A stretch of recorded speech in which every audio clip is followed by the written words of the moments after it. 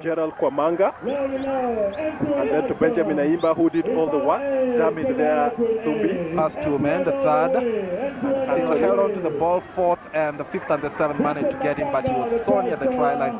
There was little more work to be done. There was Makanga. Good camera work there. Fantastic play and good camera work as well. Good camera work. And talk about removing the boot. Well, he better convert this one. All the work has been done. 8-8. This is Impala's chance to take the lead in this game again. Remember, we were talking about it. He's already kicked about 2 penalties, and he's kicked them with the boot on. And then he decided, okay, now let me do without the boot. I wonder whether he did that when he went for trials with Manchester RFC. I think those guys could have been looking at him like this is something from the outer space. There we go. And the boot does the trick. Keep the boot off, brother. Seems to be. So 10-8. That is marvelous. I don't know what I can say about that. Well, he's got 5 points in this game. Kicked on an early. He had a first drop kick, and then now the conversion. We have got 10-8. 10-8, and with Olewe having 5 in this game. Quite an impressive first half, you'd say. That's Impala 10 and Kenya Harlequin 8. We are 32 minutes into the match, and this is the Enterprise Cup final. Coming to you live from the Rugby Football Union of East Africa ground. It is Impala in the lead. Well, you're quite right about them taking the initiative, because Quins in the last 10 minutes have been doing a lot of defending, and it was bound to give way. Well, between Ayimba and Obondi, finally the hole creates itself on the wide. That is Roger Akena.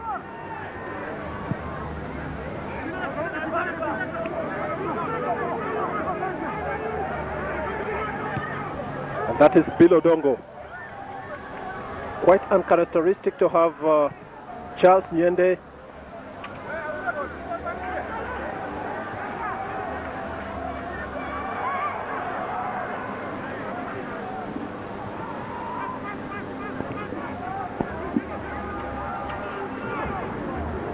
and that's going to be Mitch Ochola.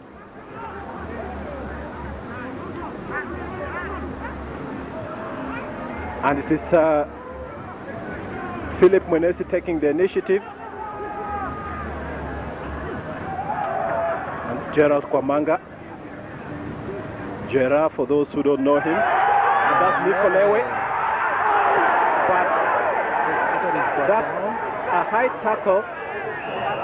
The referee playing the advantage, but that's a high tackle. There's very little advantage to be squeezed off from there. In fact, Olewe wasn't too sure whether to proceed.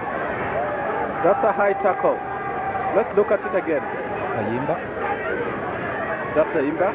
And that's the ball from Charles Ngovi to Olewe. And look at Akena coming through. And look at where he tackles. That's definitely a high tackle, John. Should be penalized. That's a straight penalty.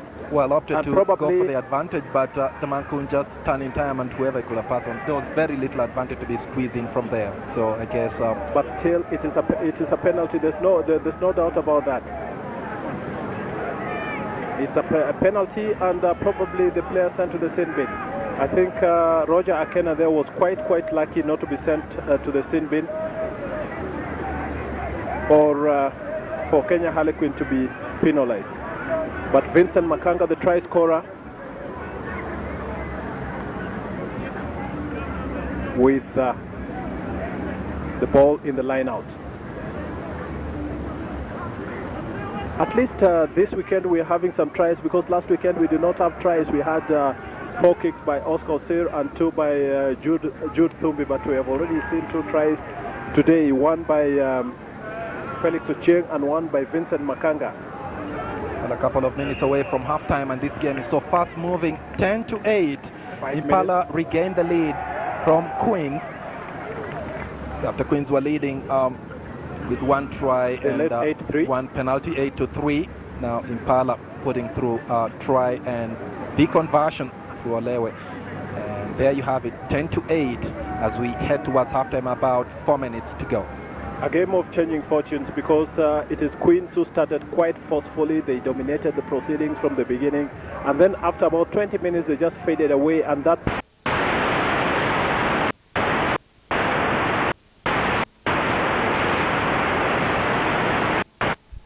finally regained the lead, and a well-deserved lead, I'd say. 4 minutes to go for halftime. You are watching the Enterprise Cup final.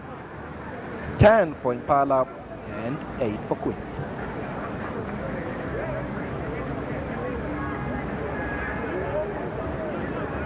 Vincent Makanga there with the throw-in from the line-out.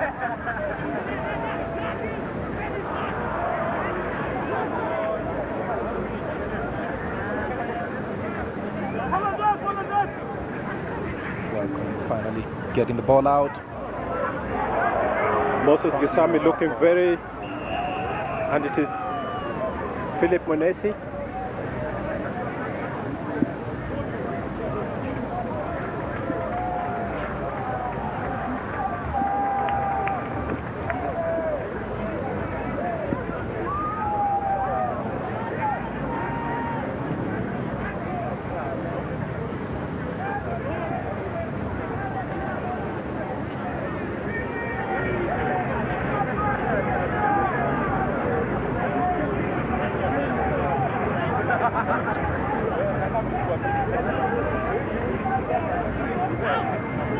Well, finally the ball is out. This is Impala. That was quite a good dummy play there by the Impala fly half by Charles Ngovi. He looked like he was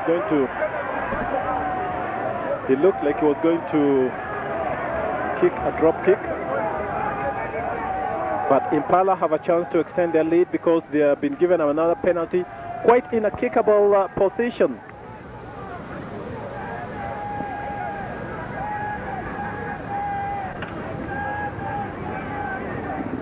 And let's have a look at this again. Talk about superstition, talk about magic.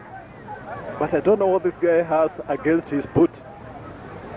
I think he should have just left it at home. But that's Nico Lewe. I'll make a point and ask him after the match, because this is one of the fascinating things I've watched in rugby. Or I think I should just talk to the makers of the shoe so that they can just make one shoe. In fact, the left one. And Nico Lewe with a kick. And this time the boot does not do it. But generally the direction was good. Everything was good. But Nick Olewe missing that penalty even after removing his boot.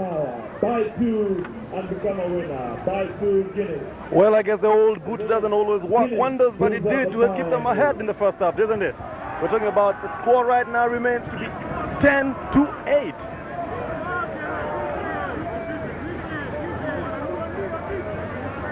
Another line out there. Well, and it seems to be going to the Impala side. Halftime seems to be approaching pretty fast. And the pace of the game really seems to have quickened up. Harlequins not really keeping up to their game plan. That is keeping it strictly a forwards play. But they're trying to open it up a little bit. We've seen a few chances they've had, although even after trying to it, we see it's not really working out. Numerous knock-ons, quite a number of offsides being found on jacking, mauling. Well, I guess old game plans always work best.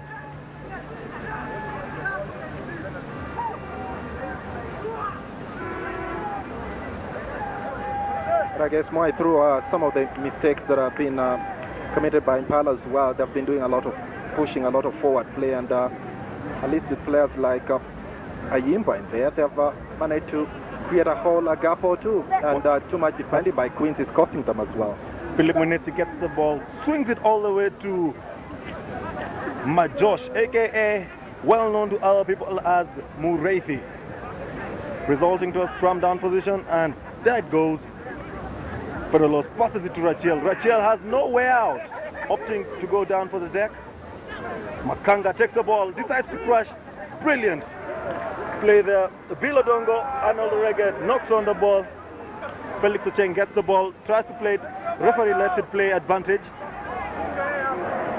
Although it seems they haven't yet beaten the gain yard yet, which is 10 meters. I'm afraid you will have to go back for the original offense, which is a scrum down. I'm not very sure what has happened right there then.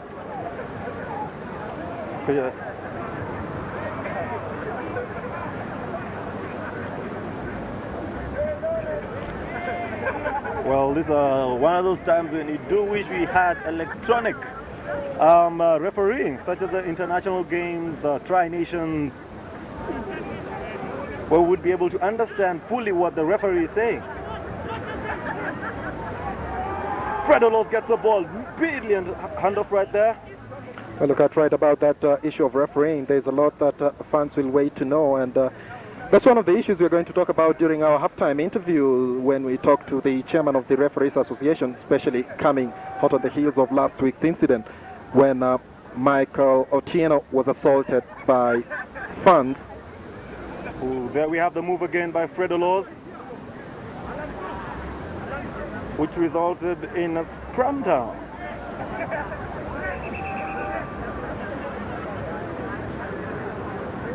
Well, I guess the scrum isn't binding well. We can see the referee asking him to bind lower.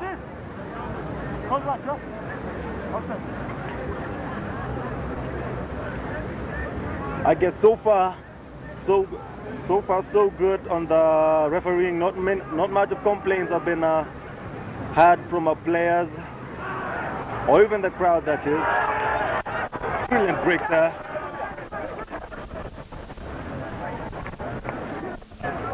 Well, I guess it is a turnover. Referee letting it... well, you should have seen what Kakame, the scuffle going on between Kakame and one of Bilodongo. And Bilodongo of Impala.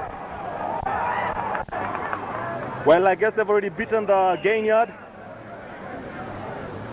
Although the touch judge seems to have a different story for himself. But the referee opts to take for the penalty.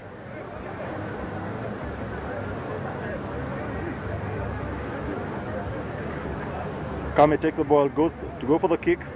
He wants to go for the touch, and he goes for touch. Let's see how far it goes. Does it go out? No, goes straight into Makanga's hands, who probably, well, is pretty fast for a hooker, I should say. A man who's 99 kilograms and runs 100 meters in around 11 seconds. That's pretty fast for a hooker.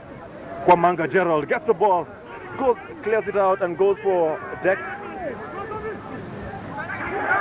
And Makanga picks up the ball again. As you can see, as I was saying, he's pretty fast. The ball goes to Rachiel. Rachiel tries to pop the ball to Bilodongo, but Bilodongo is slow on support. The Guinness Enterprise Cup final halftime score. It's halftime now. Quins 8, Impala 10. There's the move again by Makanga, who runs right from the deck. Takes off brilliant pace there and runs right into what a brilliant tackle there. Runs right to the fullback. That's Charles Nyende. As they go and regroup themselves. I have to say the weather is pretty okay for the chairman of the Referees Association, and Eric Odanga is Thank down you there very to much. do the field This is the interview. halftime of the Enterprise Cup final between Kenya Harlequins. Thank you very much. We're now into the second half of the game, where we have well, I guess the halftime has been pretty short, I should say. Normally, on average, it should be 10 minutes, but today we seem to have only gone for 5 minutes. And the kickoff was by Impala FC.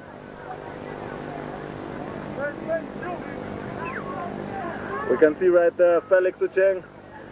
Well, I guess he has a lot to say about the game himself. He's not really understanding what's happening in the game or what call has been made by the referee today. That's Fred Olos who has the ball going in for a scrum down.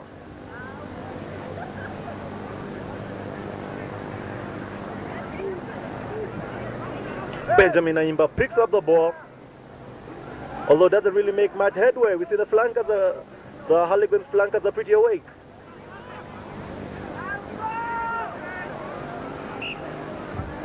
Well, a move not really working pretty well. We see Impala have tried using this move once too many times, and so far haven't been successful. The move is the fly half gets the ball, jammies to the second center,